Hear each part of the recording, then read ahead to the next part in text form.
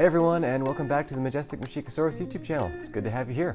In my last video, I responded to Prager University's video about evolution, in which I demonstrated that their two big doubts about Darwin's theory completely fail to weaken the evidence for evolution. Since then, I decided to look more at PragerU's YouTube channel and came across this video, the best book to read to your kids, which is what I've decided to respond to here. And if you're at all familiar with PragerU, you won't be surprised to hear that they think the best book to read to your kids is Eric Carle's The Very Hungry Cat. I'm just kidding, it's the Bible. There's a book you can read to your children that will make your job as a parent a lot easier. This book will teach them lessons in character, how to distinguish right from wrong, about gratitude, respect, and perseverance. And that's in the opening chapters. Great, the opening chapters. That does seem like a good place to start. And the first thing you have listed there is lessons in character. And I suppose who better to look to for lessons in character than God himself, right? So let's see what the opening chapters of the Bible have to teach us about God's character. In the first two chapters of Genesis, God creates everything, including the tree of knowledge of good and evil, the tree of life, man and woman, and a cunning serpent. In Genesis 2:17, God tells Adam and Eve that of the tree of the knowledge of good and evil you shall not eat, for in the day that you eat of it you shall surely die. Then in chapter 3, the serpent tells them that God actually lied and that if they eat the fruit they won't die, but rather will be like God in being able to tell the difference between good and evil. So they eat the fruit, and the serpent is right. And then God punishes them for doing so and casts them out of the Garden of Eden, because if they've already become somewhat like him, and they should remain in the garden and eat the fruit of the tree of life, and live forever, well, God certainly couldn't have them being that much like him. So to recap, he made the trees in the garden able to give them powers he didn't want them to have, then made the serpent cunning, knowing full well it would tell them the truth after he himself lied to them, and then punished them even though they didn't know right from wrong at the time, because he's evidently fundamentally jealous and didn't put a whole lot of planning into this whole thing. How's that for character? You also mentioned that the opening chapters teach us about right and wrong, so let's see what Genesis has to say about that. Genesis 3:16. Your desire shall be contrary to your husband, but he shall rule over you. Huh. Also, why is it that the very first thing Adam and Eve realize when they're given the knowledge of good and evil is that they're naked and need to find clothing immediately? Like, there's no one around. Is being naked inherently evil? Maybe let's go a little further. Genesis 6:13, the story of the flood. And God said to Noah, I have determined to make an end of all flesh, for the earth is filled with violence through them. Behold, I will destroy them with the earth. There's a violence problem, so God decides to kill every living thing. So fight violence with violence? Great. The third thing you mentioned there is gratitude, respect, and perseverance.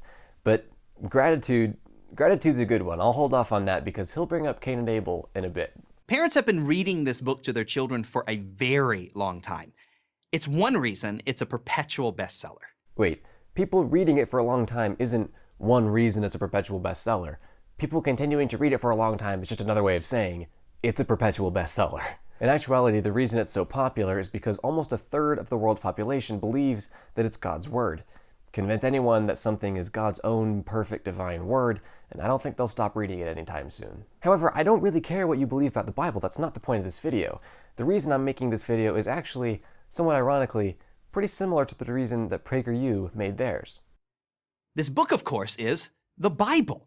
And you don't have to be religious to read it, and your children don't have to be religious to enjoy it and get a whole lot out of it. Exactly. You don't have to be religious to read it and enjoy parts of it. But on the flip side, because it's not exactly a page-turner, you also don't have to be non-religious to not enjoy it and find parts of it to be despicable. The part that PragerU and I actually agree on is that more people should have a basic understanding of the Bible, whether Christian, atheist, or otherwise. Decency, kindness, charity, selflessness, and sacrifice, they're all right there. Sure. Along with sexism, racism, homophobia, deceit, scientific falsehoods, and a ton of violence. And I think that perhaps that's the most important point here. Sure, there are plenty of good stories and messages you can find in the Bible. However, there's also plenty of horrible passages in the Bible, and you can't ignore that side of it.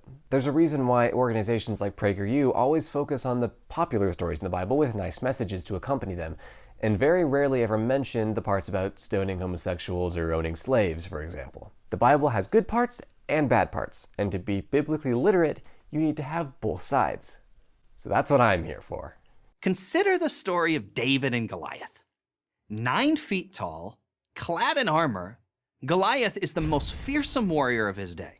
How can he not be? He's 9 feet tall, for goodness sake. I know this is not about biblical literalism, but if the Bible really is the infallible word of God and all the stories in it are true, Do you really think that there was a 9-foot-tall Goliath who was actually a menace to anyone? That is taller than Robert Wadlow, the tallest man ever recorded, who needed leg braces and died at the age of 22 because of leg complications. Also, earlier accounts of this story, such as from the 1st century historian Josephus, have Goliath as between 6 and 7 feet tall, something much more realistic. Just another example of the Bible not being perfect, and probably also a really good example of legendary development. But on the other hand, I do have to give this guy some credit for storytelling. Like, seriously, he's very engaging. Who wants to go against a giant like that? No Israelite, that's for sure. Except for one. A skinny shepherd boy named David. This boy has 3 things going for him: courage, a slingshot, and faith that God is with him. Well, first of all, it was a sling, not a slingshot, but whatever. Speaking of teaching kids good values, I happen to think that faith is not one of them. In the story, everything works out fine, but if you didn't have that foresight, David chose to fight a man much taller and stronger than he, with nothing but a sling, some rocks, and no armor, and with the potential slavery of his entire people on the line. No offense, but that was not a particularly smart move, and they probably would have been better off choosing literally anyone else. There are indeed plenty of modern stories where people had faith and it didn't work out quite as well as it did for David. How about instead we teach children how to think critically, how to take calculated risks at the right times, and how not to put themselves and others in harm's way for no other reason than, well, I've got a feeling it'll work out. As he strides out onto the battlefield to face Goliath in single combat, he holds the future of the Israelite nation, not to mention his own life, in his hands. Wrapped up in all of this tension and drama are valuable lessons that any child can profit from. David refuses to be intimidated by a bully. He's willing to act, to show resolve, even in the face of his own self-doubt. His actions paint a portrait of true heroism in the face of true danger. Isn't that the kind of strength we want our children to emulate? To be able to defend themselves and later their families and their country. But would any competent teacher or counselor sincerely tell their children to, when confronted by a bully, march confidently out and take them head on? Like, is that the lesson here? Of course we want our children to be strong, responsible, and confident, to an extent. How about we teach them to, when they doubt in themselves, perceptively think about the situation, its gravity, and their own capabilities? How about, instead of teaching them to forge ahead by ignoring their doubts altogether, to be able to acknowledge when something's hard, and then to find a confidence in themselves knowing that they can do hard things without relying completely on a mysterious invisible being who, when confronted with his own challenges, such as the realization that his creation hadn't turned out exactly the way he wanted it to, decided that the best action to take was to slaughter essentially the entire population of the planet. Or conversely, how about instead of teaching them to forge ahead by ignoring their doubts completely, to be able to acknowledge when something's hard and then have the humility to turn to friends and family who they trust to help them through it, like how the Guardians of the Galaxy shared the power of the Power Stone in order to collectively defeat Ronan. That story's finale is just as meaningful, if not a better example of courage than this Bible story can offer. Again, there are good stories to learn things from in the Bible, and I just don't think this is a particularly good example. Here, let me recommend a good Bible story with a nice lesson for you. Let's jump to Luke 10:30.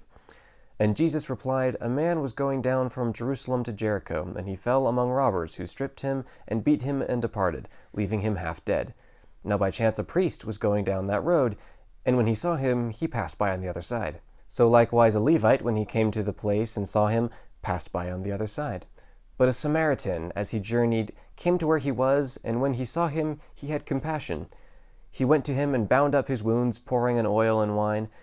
Then he set him on his own animal and brought him to an inn and took care of him. And the next day he took out 2 denarii and gave them to the innkeeper, saying, 'Take care of him, and whatever more you spend I will repay you when I come back.' Which of these 3 do you think proved to be a neighbor to the man who fell among the robbers?" He said, "The one who showed him mercy." And Jesus said to him, "You go and do likewise." This is, of course, the story of the Good Samaritan, and it's one that you're likely familiar with. So what is the lesson or moral here? Well, how about this? It's not our differences that matter. We're all people and deserve to be treated with the same kindness and mercy. This is a story about loving and caring for everyone, even those who are different from us. That's a great moral. So there's a Bible story I like. Now you try one. Or how about the story of the brothers, Cain and Abel? Cain and Abel? Really? That's the best you got? All right, go ahead. Abel, the shepherd, looks at his lot. Looks at his lot. His lot.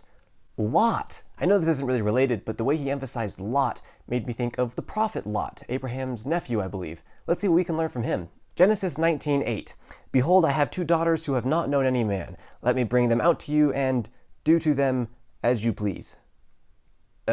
Actually, you know what? On second thought, you can go ahead. Abel, the shepherd, looks at his lot and he's filled with gratitude for his blessings. He offers as a gift to God the very best of his flock. Cain, the farmer, is selfish, unsatisfied with what he has, and he offers only a paltry gift of grain. Geez, way to misrepresent your own story. The Bible identifies Cain as a worker of the ground and Abel as a keeper of sheep, and they both make an offering to God.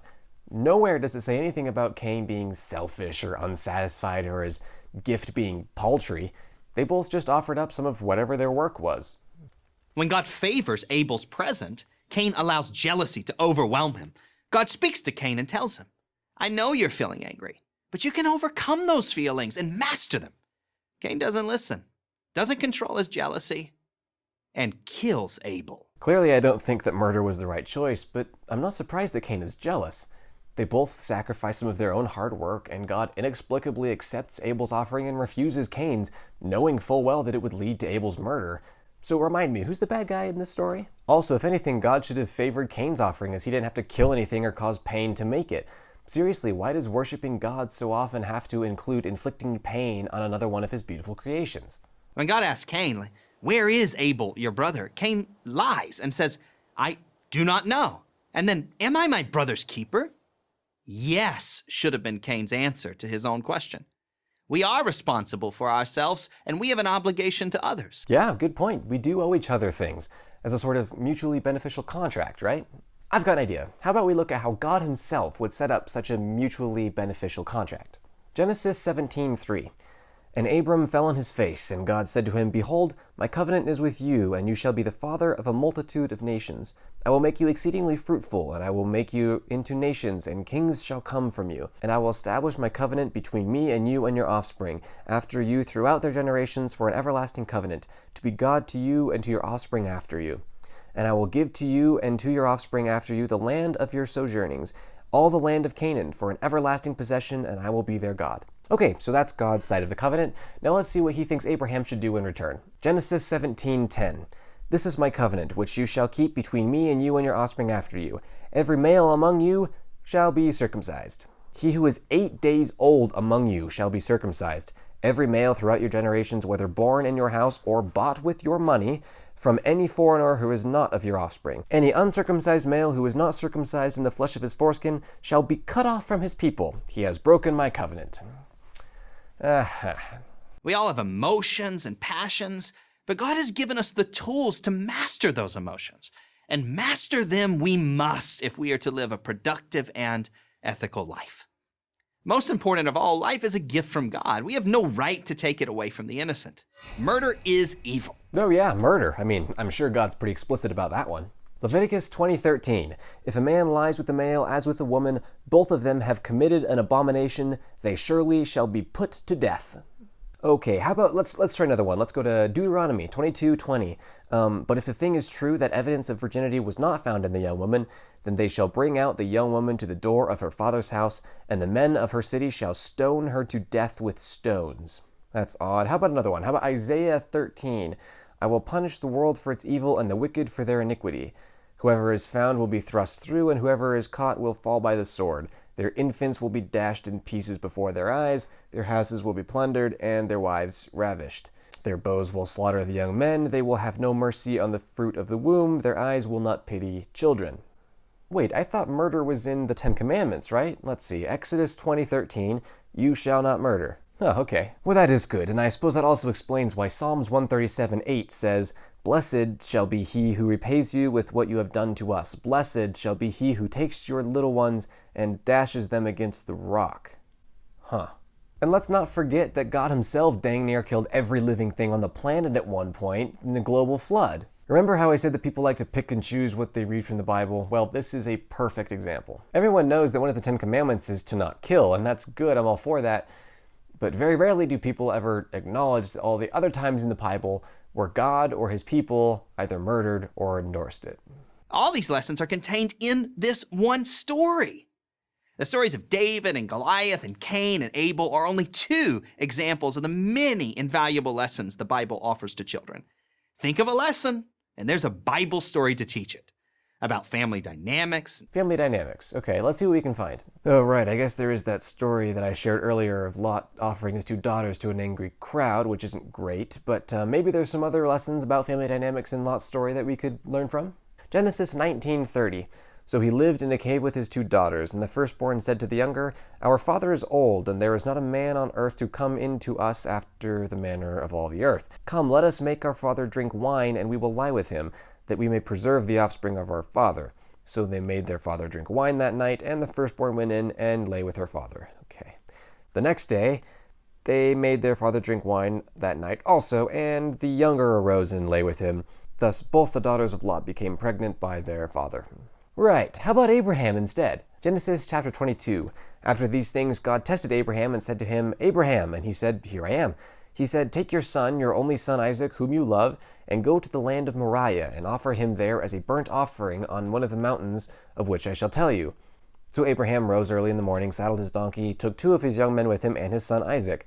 And he cut the wood for the burnt offering, and arose and went to the place which God had told him. Wait, he was just totally willing to go and kill his only son Isaac? Like, no questions asked? All right, verse 9. When they came to the place of which God had told them, Abraham built the altar there and laid the wood in order and bound Isaac his son and laid him on the altar on top of the wood.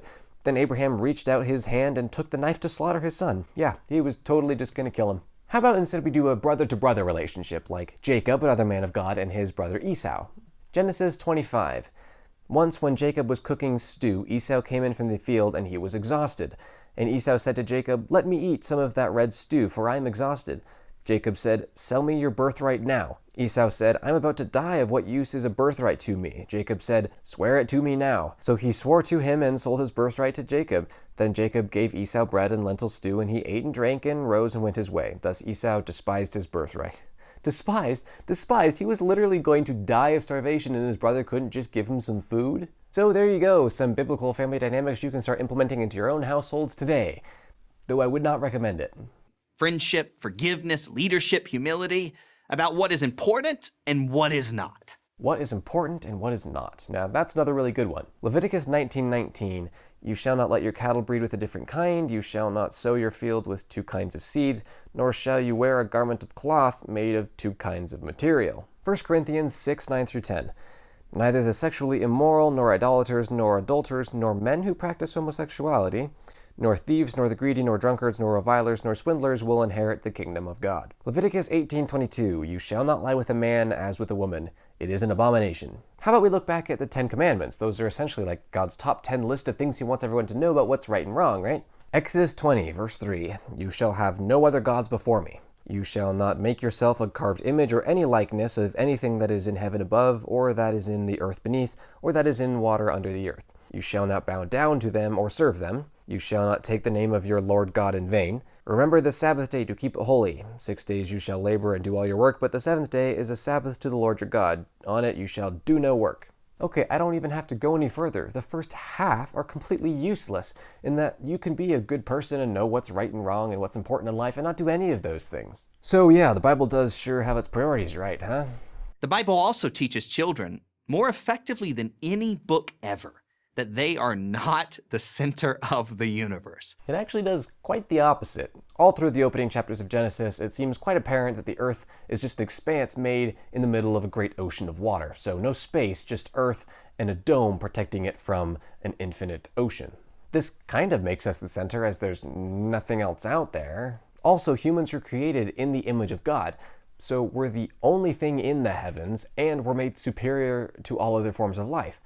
This may not make us the literal center, but we are kind of the point of all of this, no? If you wanted to get across the point that we're not the center of the universe, wouldn't it make so much more sense just to explain that the Earth is just one planet in a vast universe made of an infinite amount more galaxies and planets, and that we ourselves are the consequence of completely natural processes? Don't get me wrong, you can still find beauty and purpose this way.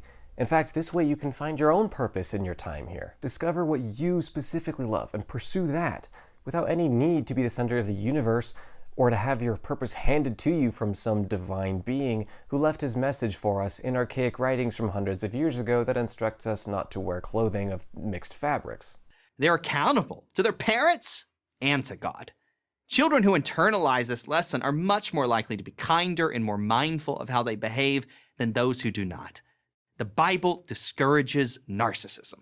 I would like to see some statistics for that. Also, there are far better reasons to do good things and care about your actions and their consequences on others, other than simply being accountable to an all-knowing judge who will decide your eternal fate based on what you're doing right now. There is literally not a more selfish reason to do good things than with that in mind. Again, how about we teach kids about human rights and a functional societal contract, etc., etc.? Of course, the Bible is not merely a children's book. Oh, it's certainly not a children's book, that's for sure. Ezekiel 23:21. Thus you longed for the lewdness of your youth when the Egyptians handled your bosom and... this isn't exactly child-friendly content. And the New International Version of that same passage is even more direct. If the Bible was a movie, it would certainly be rated R. No question. I mean, come on, are you reading that? It's a library of wisdom for everyone. Here's how Abraham Lincoln, who was not a churchgoer, but who was steeped in the Bible, described it. In regard to this great book, it is the best gift God has given to man. But for it, we could not know right from wrong. Really? Without it, we could not know right from wrong? Let me read you something from Wikipedia. Christianity in China appeared in the 7th century, during the Tang Dynasty, but did not take root until it was reintroduced in the 16th century by Jesuit missionaries. But Confucius, the founder of one of the main traditional Chinese religions, Confucianism, died all the way back in 479 years before Christ, and wrote about the concept of humaneness, which is all about how we treat other people, and can also be translated as something like compassion, kindness, or love. And this was hundreds of years before Christ, let alone before the formation of Christianity or the compilation of the Bible. Look, Confucianism is not morally perfect, but then again, neither is Christianity, so I'm gonna have to disagree with Lincoln on this one. Saying that we would have no idea what right and wrong are without the Bible is simply false. And all things most desirable for man's welfare are to be found portrayed in it. All things most desirable for man's welfare. Okay. Leviticus 25:44. As for your male and female slaves who you may have, you may buy male and female slaves from among the nations that are around you. You may also buy from among the strangers who sojourn with you and their clans that are with you, who have been born in your land, and they may be your property. You may bequeath them to your sons after you to inherit as a possession forever. You may make slaves of them, but over your brothers of the people of Israel you shall not rule, one over another ruthlessly. Great, so you can buy slaves from other places. Not your own people, but people that are different from you. 1 Timothy 2:12. I do not permit a woman to teach or to exercise authority over a man. Rather, she is to remain quiet. 1 Peter 2:18. Servants, be subject to your masters with all respect, not only to the good and gentle, but also to the unjust. Exodus 21:20. When a man strikes his slave, male or female, with a rod, and the slave dies under his hand, he shall be avenged. But if the slave survives a day or two, he is not to be avenged, for the slave is his money. Yep, all things most desirable for man's welfare. Are you sure about that? As Lincoln suggests, the Bible is the moral foundation on which Western civilization is built and a point of shared reference. And yet most people no longer abide by things in Leviticus 11 or Leviticus 19, for example, and do eat shellfish and wear mixed fabrics. And no, the New Testament does not clear those things away. Matthew 5:17, do not think that I have come to abolish the law or the prophets. I have not come to abolish them, but to fulfill them. For truly I say unto you, until heaven and earth pass away, not an iota, not a dot will pass from the law until all is accomplished. In fact, the New Testament adds some pretty wacky stuff too. Matthew 5:29, if your right eye causes you to sin, tear it out and throw it away, for it is better that you lose one of your members than that your whole body be thrown into hell. Along with all those other references I made earlier to books like Timothy, Peter, and Corinthians. Up until the 1960s, you could cite a Bible story and most people knew exactly what you were talking about.